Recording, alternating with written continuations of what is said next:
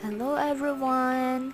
So, sa video nga po na ito, mabilisan lang po, ipapakita ko lang po nung nakaraang araw na pinasyal namin si Baby Mia sa isang park, sa Dalma Park, dito sa Abu Dhabi. At ayun nga ay tuwang-tuwa ang mag-ama sa paglalaro. Kasi first time po ni Baby Mia dito sa Dalma Park at na-amaze talaga siya. Favorite din niya yung mga ganyan na parang balls. Kaya super happy din po kami mag-asawa kapag nadadala namin si Mia sa mga ganitong lugar. So, yun lamang po. Sana po ay supportahan nyo ang YouTube channel ni Baby Mia at subaybayan po natin siya.